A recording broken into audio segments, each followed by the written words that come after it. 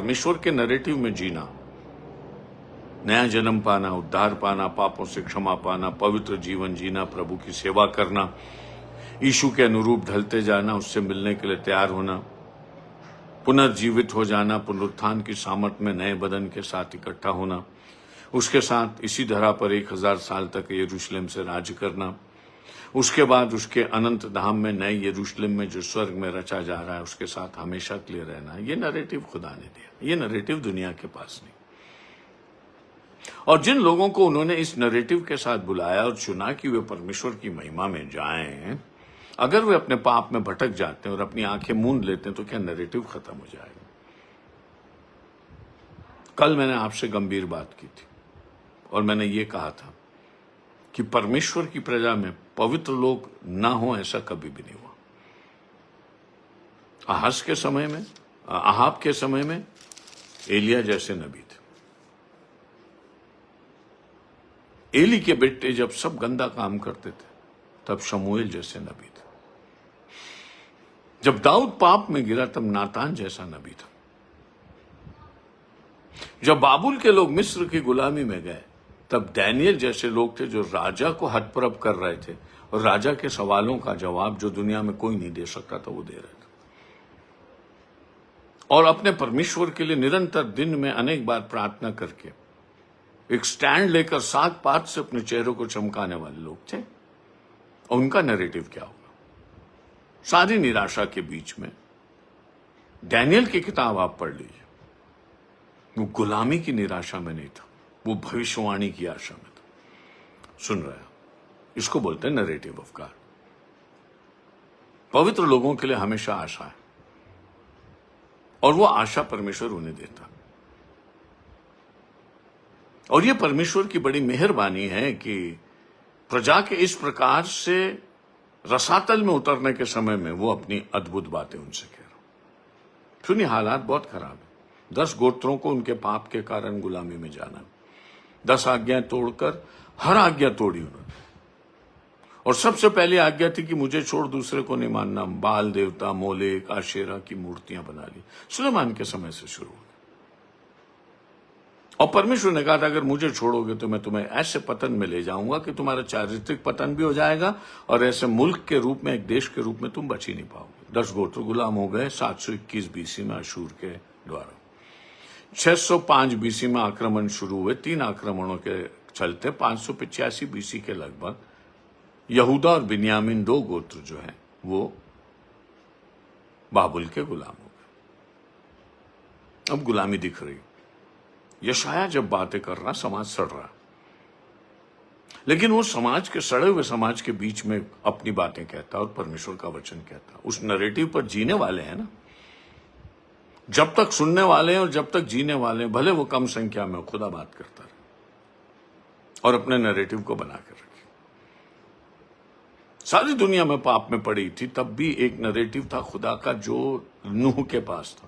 और 120 साल तक वो नैरेटिव सुनाता रहा, खुदा की बातें करता रहा। देखो जल प्रलय आने वाला है। लोगों ने ठट्टा उड़ाया, तुम्हारा नैरेटिव गलत, हमारा नैरेटिव सही, सब ठीक रहेगा, कुछ गड़बड़ नहीं हो रहा। जो परमेश्वर ने बोला वो लोगों ने स्वीकार नहीं किया, मर गए। और ये सबसे बड़ी बात है कि जैसा श्रेष्ठ गीत में वो लिखती है कि मैं तेरे प्रेम में रोगी हूं, मुझे अपने दाग से मुझे मजबूत कर। वो जो कलीसिया, जो प्रभु के प्रेमी और भक्तगण है। और आज के समय में विशेषकर जब संसार में पाप और बुराइयां बढ़ती चली जाती, धार्मिकता भी नए परवान चढ़ रही है। और जितने पवित्र लोग आज कलीसिया में पाए जाते हैं दुनिया के इतिहास में कभी नहीं। जितने प्रार्थना का आत्मा आज दुनिया में पाया जाता उतना कभी नहीं था। परमेश्वर बात कर, क्योंकि उसने अपने लोगों को संभाल के रखा।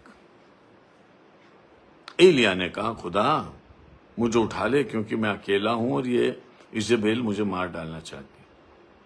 खुदा ने कहा तेरे जैसे मैंने अनेकों हजारों लोग रखे, 6000 के लगभग रखे, जिन्होंने बाल के सामने घुटने नहीं टेके और जिनको इजेबेल का प्रधान पाल रहा है उनको खाना पीना देता। तू अपने आप को अकेला मत समझ। इक्का दुक्का नहीं, 6000 लोग तेरे जैसे मैंने संभाल के रखा।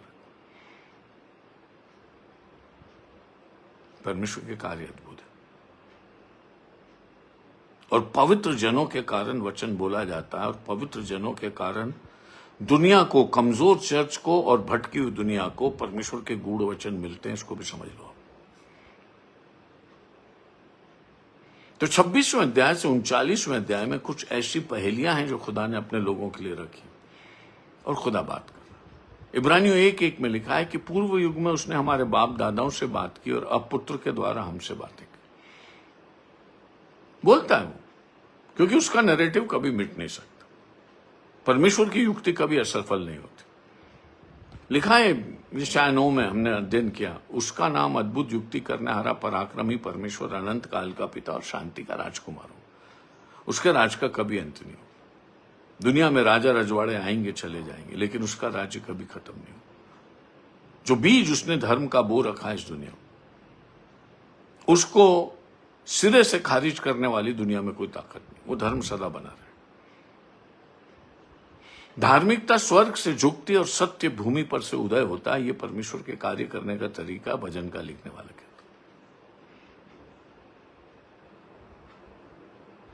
कल हमने देखा कि यहूदा में गीत गाया जाएगा, और जो धीरज धरे हुए हैं उनकी परमेश्वर शांति के साथ रक्षा करता है, और वो घमंडी लोगों को मिट्टी में मिला देता है, और दरिद्र रोल अपने पैरों के नीचे प्रबल लोगों को रोल देंगे। ये भी परमेश्वर का नैरेटिव। दरिद्र दीन दरिद्र कलीसिया जो प्रभु प्रभु करके अपने दिनों को बिताती है, और अपने शत्रुओं के लिए प्रार्थना करती है, और अपने सताने वालों को आशीष देती है। खुदा कहता है ऐसे नहीं छोड़ो। शत्रु तुम्हारे पैरों के नीचे होगा और तुम उसे कुचलो। मैंने तुम्हें शैतान की शक्तियों को कुचलने का अधिकार दिया, किसी वस्तु से तुम्हें कोई हानि नहीं होगी।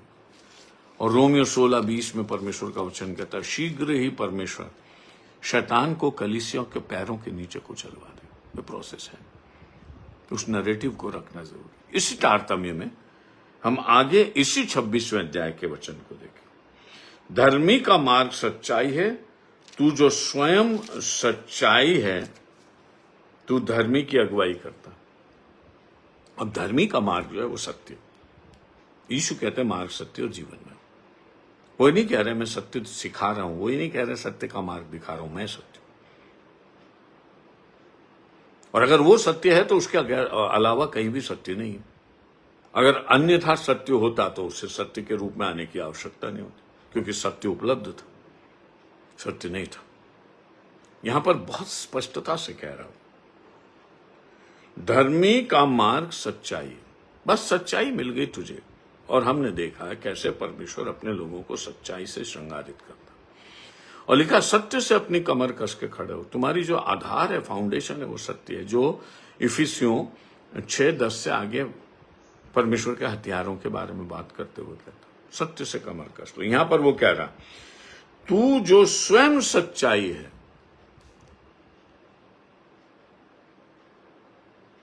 यीशु ने कहा सच्चाई में। हम सब कहते हैं परमेश्वर सत्य है, और परमेश्वर में सत्य है, और हमारे अंदर जो भी सत्य है वो उस सत्य का प्रतिबिंब है जो परमेश्वर में है। लेकिन जब यीशु मनुष्य बनकर आए तो हमने देखा सच्चाई उसमें है। और यशायाह यीशु के आने से 750 साल पहले कह रहा है, तू जो स्वयं सच्चाई, और तू मानव रूप में प्रकट हो, क्योंकि कुंवारी गर्भवती होगी, ये भी यशायाह ने बोल दिया। और शांति का राजकुमार आ रहा है, ये भी यशायाह ने बोल दिया। तो जब वो ये वचन कहता है तो इसका मतलब ये है कि जो परमेश्वर स्वयं सत्य है वो मानव रूप में आने वाला है। ये नैरेटिव उनको चाहिए। अब उनके यहां तो परमेश्वर की वेदी है ही नहीं, वो तो बाल की पूजा कर और आसपास के लोगों के साथ मिले हुए। लेकिन ऐसे लोग हैं जिन्होंने अपने वस्त्र अभी भी मैले नहीं किए हैं, और जिनकी चादर जस की तस रखी हुई है प्रभु यीशु मसीह के अनुग्रह में, पिता के चरणों में। उनसे वो कह रहा है, तुम तो सच्चाई में स्थापित हो। और यहां पर कह रहा हूं, तू धर्मी की अगुवाई करता है। हे यहोवा, तेरे न्याय के मार्ग में हम लोग तेरी बाट जोते आए। तो धर्मी की अगुवाई करता है। धर्मी कभी भी भटकेगा नहीं। अगुवाई करने वाला मतलब उसका पायलटिंग हो रही, उसके आगे आगे खुदा चल रहा। बाबा, धर्म के मार्ग में तू अपने नाम के निमित्त मेरी अगुवाई करता। भजन संहिता 23 में, जब मैंने तेरा नाम थाम लिया तो तेरा नाम मेरे आगे आगे चले। इस भटकी हुई दुनिया में, हमेशा जिंदगी के चौराहे पर खड़ी हुई दुनिया में, कहां जाना कहां नहीं जाना, परमेश्वर के दास कहते हैं जो धर्मी लोग हैं वो हमेशा परमेश्वर की अगुवाई में, उनका सीधा मार्ग है, एक मार्ग है, कंफ्यूजन नहीं है, वे परमेश्वर में अपने जीवन में आगे बढ़ते चले जाते हैं। हालेलुया।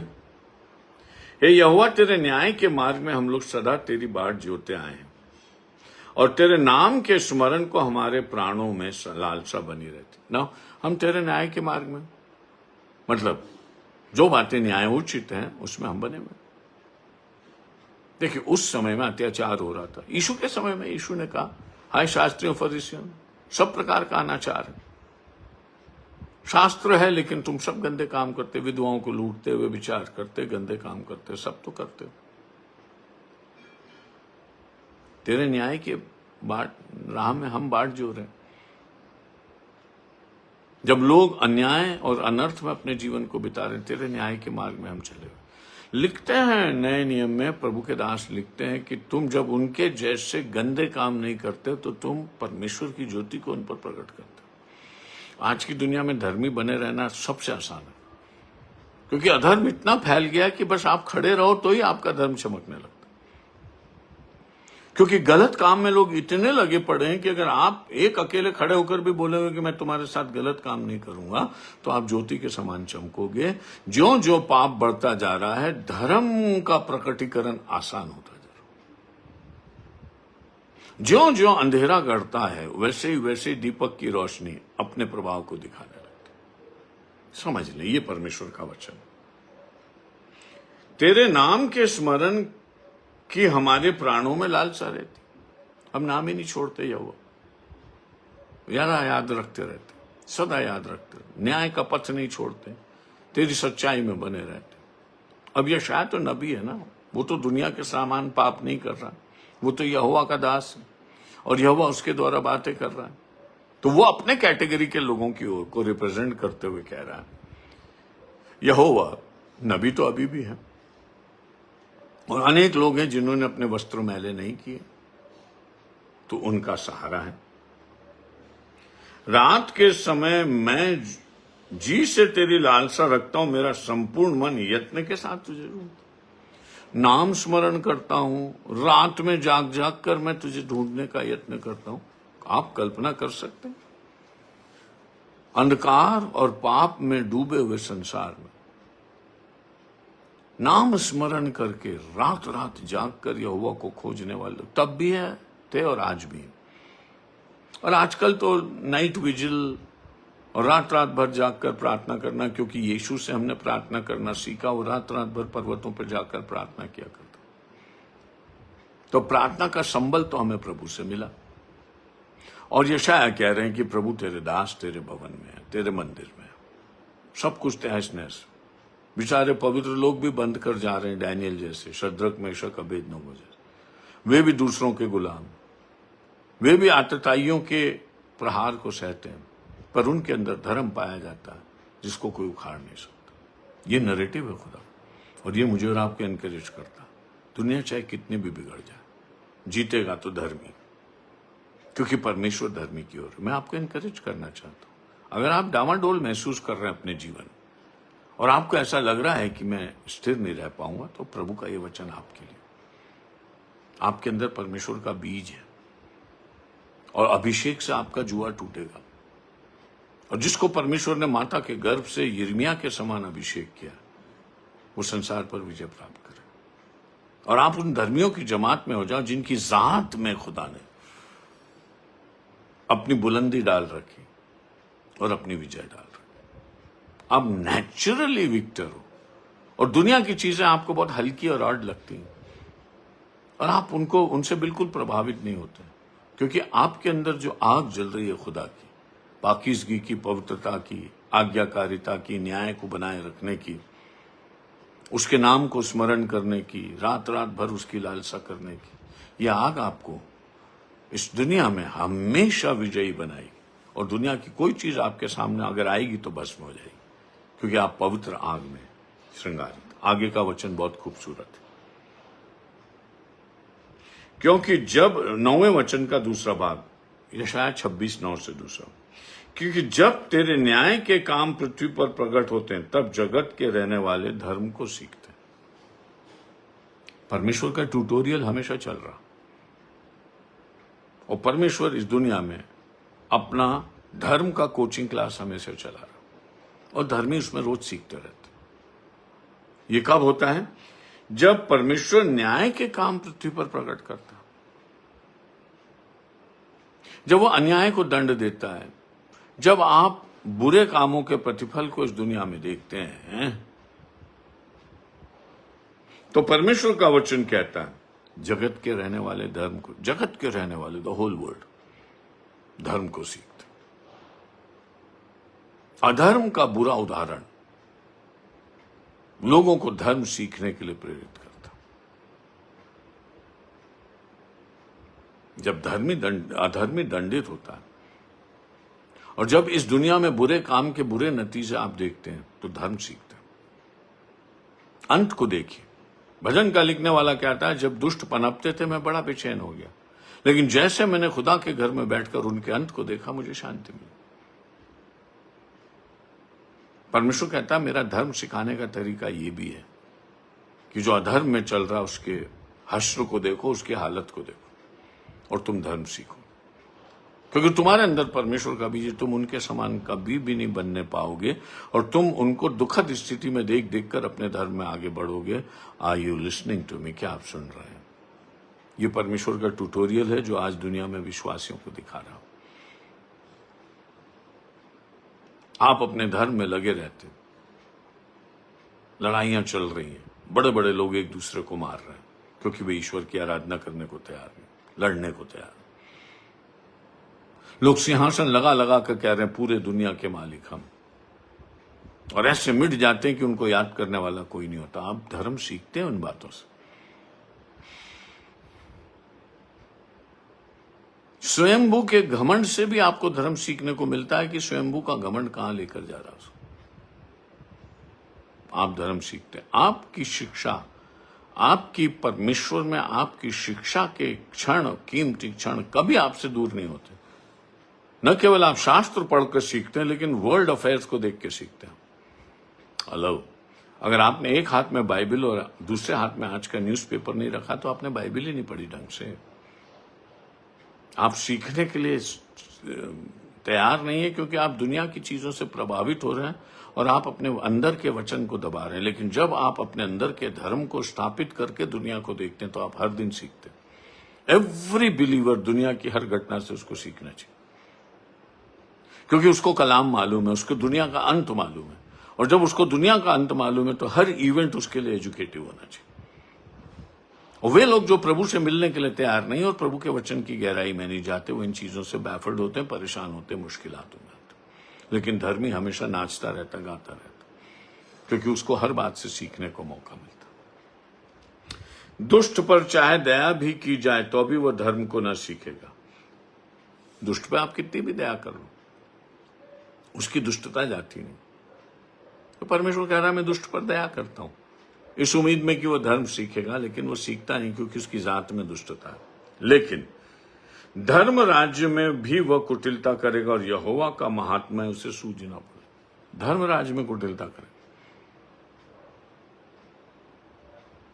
पवित्र लोगों में कुटिलता करे। लिखा है यहूदा की पत्र में, तुम्हारे बीच में ऐसे लोग खड़े होंगे जो समुद्र की फैन के समान, ऐसे पेड़ों के समान है जो 2 बार उखड़ के गिर गए। अन्यत्र परमेश्वर का वचन कहता है वे तुम्हारी प्रेम सभाओं में खाते हैं और खुद अपने खर्चे से प्रेम सभाएं अरेंज करते हैं, और अपने पैसे के इन्फ्लुएंस पर, अपने प्रभाव के इन्फ्लुएंस पर वे चर्च में इन्फ्लुएंशियल पीपल बनने की कोशिश करते हैं। दुष्ट कभी भी धर्म नहीं सीख सकता। उसको चाहे चोगा पहना दो, चाहे कैसिक पहना दो, चाहे उसके गले में क्रॉस लटका दो, चाहे उसके हाथ में बाइबल के 5 ट्रांसलेशन दे दो, दुष्ट दुष्ट ही रहेगा। वो धर्म राज्य में भी दुष्टता करेगा। और धर्म राज्य मतलब कलीसिया है, प्रभु का राज्य आ चुका है। और धर्म राज्य में लूटपाट, खसोट, व्यभिचार, गंदे काम, सब तरह की गलत गलत शिक्षाएं देकर लोगों को भटकाने का काम दुष्ट करता है। लेकिन फिर भी धर्म का ह्रास नहीं हो सकता। पौलुस कहता, मुझे खुशी है कि तुम में झगड़े होते हैं। कुरिन्थ को लिखते हुए कहता, क्योंकि झगड़े होंगे तभी तो धर्म ही प्रकट होंगे। जब लोग आपस में झगड़े कर रहे हैं तब दुआ करने वाले, रात रात भर जागने वाले, यीशु नाम स्मरण करने वाले और न्याय के पथ पर बने रहने वाले लोग अलग दिखेंगे ना तुमको। धर्मियों से धर्मियों की बात, दिल से दिल की बात, भजन संहिता 42 के अनुसार गहरे जल से गहरे जल की बात, वो आत्मिक यथास्थिति जिसमें आप कहते हैं मैं सोती हूं लेकिन मेरा मन जागता है, श्रेष्ठ गीत में लिखा, उनसे बात कर रहा है यशु। देखो बहुत लर्निंग है इसमें। लेकिन दुख की बात है कि ऐसे चैप्टर्स को हम उतना ध्यान नहीं दे पाते हैं, लेकिन हमें इस पर ध्यान देना चाहिए। हे यहोवा, तेरा हाथ बढ़ा हुआ है पर वे नहीं देखते। हाथ बढ़ाएगा नहीं, बढ़ा हुआ है। यीशु कहते हैं जो डाली नहीं फलती उसको काट देता। ऐसा नहीं कि बाद में कभी हाथ बढ़ा के काटूंगा। कनकरेंट ऑडिट पर आपका हिसाब किताब। सबसे बड़ा जो विडंबना है धर्म की वो ये है कि हम कुछ भी करें, कुछ होना जाना नहीं, ऐसे ही चलता रहेगा। इसलिए हम धर्म के नाम पे स्वांग रचते। परमेश्वर का वचन कहता है उसका हाथ बढ़ा हुआ है। भजन का लिखने वाला कहता है तेरा भारी हाथ मुझ पर रखा हुआ। देख रहा हूं, जब मैं गलत करता हूं तेरा भारी हाथ मुझे उठने नहीं देता। आशीष का हाथ मुझे उठाता है, वजन का हाथ मुझे दबाता। मनुष्य का हाथ बढ़ा हुआ है। बढ़ के देख ले अब कोई दुनिया में 50 से अधिक देश ऐसे हैं जिनकी इकोनॉमी कभी भी बैठ जाएगी। और हम जो व्यापार की दुनिया बता रहे हैं, व्यापार का भविष्य उज्जवल नहीं। लेन देन करके मनुष्य रसातल में गिरते चले जा रहे। परमेश्वर कह रहा मेरा हाथ बढ़ा हुआ। वो अपने अन्य रीति से वो इस दुनिया को बुला रहा है। लाल घोड़ा निकलता तलवार चलती, अभी भी आ जाओ। काला घोड़ा निकलता भोजन का अभाव है, परमेश्वर बुला रहा है। पीला घोड़ा निकलता महामारियां हैं, परमेश्वर बुला रहा है। तुरहियां फूंकी जाती, एक तिहाई नाश होते चले जाते। हाथ तो बढ़ा हुआ है ना। और वो हाथ बढ़ाकर जब दुष्टों से व्यवहार कर रहा है तो धर्मियों को सीखने को मिल रहा है ना उसी दुनिया में। कौन सी ऐसी घड़ी है जिसमें आपको खुदा दिखाई नहीं देता, और कौन सी ऐसी सिचुएशन है जिसमें आपको खुदा दिखाई नहीं, देखने वाला होना, उसका हाथ बढ़ा हुआ। परंतु वे जानेंगे कि तुझे प्रजा के लिए कैसी जलन है और लजाएंगे। जब तेरा हाथ बढ़ा हुआ है ना तो तेरी जलन को और तेरी लगन को देखा। लिखा यहोवा की धुन के कारण ये हो जाएगा। और जब यीशु ने पवित्र मंदिर को साफ किया तो चेलों को वचन स्मरण आया, तेरे भवन की धुन मुझे खा जाएगी। खुदा को लगी लगन, और उस लगन की अगन में वो इस दुनिया से व्यवहार कर रहा। हमको दिखती नहीं वो लगन। तेरे अंदर प्रजा के प्रति जलन, जिसको तूने अपनाया अगर वो दूसरे के हो जाए तो परमेश्वर सहन नहीं करे। होशे नबी की पुस्तक में होशे को कहा जा व्यभिचारिणी स्त्री से, वेश्या से विवाह कर लिया उसने। लोगों ने बोला इतना धर्मी आदमी, खुदा की बात करने वाला, इसने वेश्या से विवाह कैसे किया? क्या इसकी मति मारी गई? क्या ये धर्म से अलग हो गया? क्या ये बैकस्लाइड हो गया? ये होशे ने बोला ऐसा कुछ नहीं, मेरे को खुदा ने बोला। खुदा ने बोला कि वेश्या से विवाह कर, ताकि मैं तुम्हें ये बता सकूं कि जैसे तुम्हें ये मेरा विवाह हजम नहीं हो रहा, वैसे खुदा को तुम्हारे साथ संबंध भी हजम नहीं हो रहा। तुम भी वेश्या के समान हो, तुमने अपने खुदा को छोड़ दिया। देखिए, मानवता को सिखाने के लिए वो एक परम पवित्र जन को भी ऐसे जीवन के दौर से गुजारता है कि हम और आपको गवाही हो जाए कि हम सीख लें उससे। उसको एक जलन, उसको एक लगन। इसलिए लिखा, प्रभु आप ही तुम्हें एक चिन्ह देगा, तुम क्या मांग, देखो एक कुंवारी गर्भवती होगी। ये उसकी लगन का परिणाम, ये उसकी लगन है कि वो मेरे और आपके लिए जगह तैयार कर रहा है और कह रहे हैं मैं वापस आऊंगा। हमारे पास ऐसी कौन सी चीज है कि हम उसको बुला लें? उसकी लगन। जो कुछ हमारे जीवन में वो उसकी लगन के कारण, उसकी लगन को समझना जरूरी है। यशायाह कह रहा है, जब तुम्हारे बीच में अधर्म है, जब तुम पर आक्रमण होगा, अभी हुआ नहीं है, जब बाबुल में गुलामी होगी। यशायाह मर गया था जब गुलामी आई थी बाबुल, लेकिन ये वचन था कि जब तुम्हारे बीच में बहुत सारी चीजें बुरी हों तो तुम यहोवा की जलन को याद रखो। और डैनियल ने रखी याद, शद्रक मेशक अबेदनगो ने रखी याद, नहमिया ने रखीगा। नहमिया में तो ऐसी जलन थी कि वो खुद भी रोने लगा। एज्रा में जलन थी, अनेक लोग थे, पवित्र लोग थे, और परमेश्वर उनके द्वारा अपने पर्पस को स्टीयर कर रहा था उन परिस्थितियों। तेरे बैरी आग से भस्म होंगे, हे यहोवा तू हमारे लिए शांति ठहराएगा। हमने जो कुछ किया है उसे तू ही ने हमारे लिए किया। यहोवा हम तुझे धन्यवाद देते, जो भी भला हमारे बीच में हुआ तेरे द्वारा हुआ। अब यशायाह जो है ईश्वर का वचन बोल रहा है, अपनी शक्ति में तो बोल नहीं सकता, और परमेश्वर की वचन बोल रहा है, और बाबुल और अशूर की गुलामी की बातें भी बता रहा, और उनके अधर्म का चिट्ठा भी खोल रहा। लेकिन उसे ये मालूम है कि उसके मुंह से जो भी निकल रहा है वो उसका अपना नहीं, खुदा का। इसलिए वो यहां पर बोल रहा है, हमने जो कुछ किया है उसे तू ही ने हमारे लिए किया है। हम जो कर रहे हैं वो तू कर रहा है, हम अपने आप से कुछ नहीं कर सकते। ये तेरा धर्म है जो हमारे बीच में प्रकट है। हे हमारे परमेश्वर यहोवा, तेरे सिवाय और स्वामी भी हम पर प्रभुता करते थे, परंतु तेरी कृपा से हम केवल तेरे ही नाम का गुणगान करते। दुनिया में बहुत सारे अधिकारी हम पर प्रभुता करते हैं। मिस्र ने कब करा, फिरौन ने किया, और अब वो गुलामी आ रही जब दूसरे प्रभुता करेंगे। 350 साल तक इनके अपने राजा रहे, 1100 बीसी से 750 बीसी तक। इजराइल 2 गोत्रों में बट गया, 10 गोत्र और 2 गोत्र। राजा रजवाड़ों का देश था। इब्राहिम से परमेश्वर ने कहा था तुझ में से पृथ्वी के प्रधान निकले, लेकिन 350 साल में परमेश्वर को ठट्टे में उड़ाया। अब परमेश्वर कह रहा है कि तुम्हारे बीच में कोई राजा नहीं होगा। एक बार अशूर और बाबिल की गुलामी आई, उसके बाद इजराइल को कभी राज्य नहीं मिला।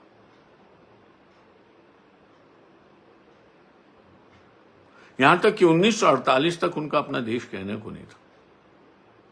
ये तो परमेश्वर की दया है कि उसने अभी इकट्ठा किया, नहीं तो ये एक ऐसी कौम थी जो अनाथ और बेसहारा छोड़ दी गई थी।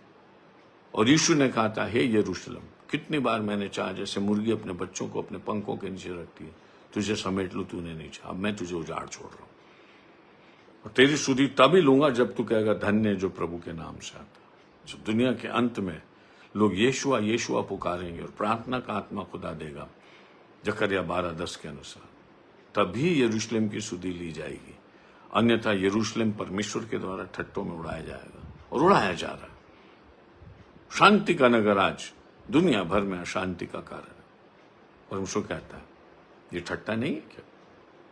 जब 1000 साल का राज आएगा तो शांति का राज्य वाकई यरूशलेम से कैसे चलता है वो हम देख पाएंगे। जो स्वामी हम पर प्रभुता करते थे, 14 वचन, वे मर गए, फिर कभी जीवित नहीं होंगे। उनको मरे हुए बहुत दिन हुए, वे फिर नहीं उठने के। तूने उनका विचार करके उनको ऐसा नष्ट किया कि वे फिर स्मरण में नहीं आए। तूने उन्हें मारा भी, नष्ट भी कर दिया, और उनको कभी कोई याद भी नहीं करता। गए वो तो चले गए। देखिए, पर गए हुओं को स्मरण करना सिर्फ प्रभु के अनुग्रह से होता है। इब्राहिम, इसाक और याकूब का परमेश्वर है, वो मरे हुओं का नहीं, जीवितों का परमेश्वर। इब्राहिम, इसाक और याकूब में जो धर्म था वो आज भी हमें उन्हें स्मरण करने, उनका नाम लेने और उनके लिए परमेश्वर को धन्यवाद करने के लिए बाध्य करता है। लेकिन दुनिया के अनेक लोग आए और चले गए, किस किस को याद करो और किस किस को रो गया? नहीं करता। परमेश्वर विस्मृति में डाल देता, आपको स्मरण ही नहीं आता। अगर किसी को आप भुला नहीं पा रहे हो तो ये परमेश्वर की दया। और ये पवित्र लोगों के साथ होता है कि पवित्र लोगों का स्मरण सदा बना रहता। लेकिन अधर्मी तो इधर मरा नहीं कि इधर लोग करवट बदलते हैं, इधर उनको भुला देते हैं, क्योंकि परमेश्वर ऐसा करता है। दुष्ट को वो स्मरण नहीं करने देता इस दुनिया में। ये सीखना है यशाया के द्वारा, उन लोगों को सीखना है जो गुलामी में जाने वाले हैं। परमेश्वर उनको प्रिपरेटरी क्लासेस दे रहा है कि जब तुम दुखों में जाओगे तो ये यशाया का वचन स्मरण करना कि जड़ में समस्या क्या है और खुदा तुम्हारे साथ है, और तुमने जिन लोगों का भय माना और तुमने जिनके पीछे चलकर अपने परमेश्वर को छोड़ा है उनका हश्र क्या हुआ, वे कहाँ हैं और तुम कहाँ हो। ये सब सीखना परमेश्वर के वचन के द्वारा, ये परमेश्वर की मनसा थी जो यशाया उनसे कह रहा। परंतु तूने जाति को बढ़ाया, हे यहोवा तूने जाति को बढ़ाया, तूने अपनी महिमा दिखाई और उस देश की सब सीमाओं को तूने बढ़ाया। अपने देश को तूने बढ़ाया। यशाया 9 में लिखा, तूने एक जाति को बढ़ाया और वे ऐसा आनंद करते हैं जैसे कटनी के समय का आनंद करते हैं। यशाया 9 बोल रहा, तुमने उनके बहंगे के बांस को रंधेर करने वाली लाठी को तोड़ दिया, जैसे मिद्यानियों के दिनों में थी। लहू में लथड़े हुए कपड़े सब आग का कौर हो जाएंगे। मतलब जितने दुनिया में वॉर हैं और जितने प्रधान लोग हैं सब आग का कौर। तूने जाति को बढ़ाया, वो दुनिया की तरह नहीं बढ़ी। परमेश्वर ने अपनी जाति को रचा और बढ़ाया। क्या आप परमेश्वर के इस नरिशिंग को, इस नर्चरिंग को आज देख सकते हैं, या आप भी दुष्टता में खोए? लिखा, तूने परमेश्वर के लोगों की सुधि ली और वे ऐसे आनंद करते हैं जैसे कटनी के समय का करते हैं, लूट बांटने के समय का आनंद करते। तूने अपनी जाति को बढ़ाया, उनको करना कुछ नहीं, तूने लूट कर उन्हें दिया और कहा बांट लो। क्रूस पर जो लूट हुई है वो इंसानियत ने बांट ली, और दुनिया की तमाम आशीषें परमेश्वर ने मनुष्य पर लुटा दी। और कटनी का सा आनंद होता है, किसान जो है 3-4 महीने मेहनत करता तब कटनी तक पहुंचता। खुदा कहता है ना तुम्हें बोना है ना काटना है, तुम तो कटनी का आनंद करो। 40 साल तक जंगल में इजरायली न बोते थे न काटते थे, खाना रोज मिलता था, स्वर्ग से मन्ना गिरता। इसको कहते हैं कटनी का आनंद। आज का मनुष्य इसी टेंशन में कितना बोएंगे कितना काटेंगे, और दुनिया भर में एग्रीकल्चरल रिवॉल्यूशन पे काम हो रहा, बैलेंस करना मुश्किल हो रहा। एग्रीकल्चरल प्रोड्यूस को कैसे बैलेंस करें? किसान को पैसा मिल जाएगा तो समाज कैसे खरीदेगा? चीज महंगी हो जाएगी। और अगर आम आदमी को देखना है तो किसान को अगर दबा के रखोगे तो किसान कैसे मानेगा? पजल है, आपसे नहीं संभलेगा। खुदा कहता है जब मैं क्रॉप को बढ़ाता हूं, जब 100 गुना तुम्हें देने लगूंगा, तब तुम्हारी प्रॉब्लम सॉल्व हो जाए। जब तक तुम दुष्टता में हो, पृथ्वी अभाव में रहेगी। किसान चिल्लाएगा, वो आंदोलन करेगा। जब किसान को तुम संतुष्ट करोगे तो आम पब्लिक चिल्लाएगी, कहेगी हमारी तनख्वाह से हमारा खर्चा ही नहीं हो रहा, हमारी तनख्वाह बढ़ाओ। अब इंग्लैंड जैसे देश में जिसने पूरे दुनिया पर राज किया, आज डॉक्टर्स और प्रोफेशनल्स लोग सड़क पर खड़े और कह रहे हैं कि भाई हमारी तनख्वाह बढ़ाओ, इस तनख्वाह में हमारा घर नहीं चलता। परमेश्वर का वचन कहता है तूने जाति को बढ़ाया, हे यहोवा। और जब परमेश्वर अपने लोगों पर दया करता है, कोई घटी नहीं होती, सब परिपूर्णता परमेश्वर से मिलती है। यहां समाप्त करेंगे, कल इसी चैप्टर को कंटिन्यू करेंगे। Call to the church. परमेश्वर ने कभी अपनी कलीसिया से बात करना बंद नहीं किया। उसकी मीठी मीठी बातें ऐसी हैं कि आप पूरी दुनिया को एक तरफ छोड़ दोगे और उसके साथ लिपट जाओ, क्योंकि जिसके पास पुत्र है उसके पास जीवन है, जिसके पास पुत्र नहीं उसके पास जीवन भी नहीं। और यदि मनुष्य सारे जगत को प्राप्त कर ले और अपने प्राण की हानि उठाए तो उसे क्या लाभ? परमेश्वर का नैरेटिव लेने के लिए बुला रहा हूं। धन्यवाद।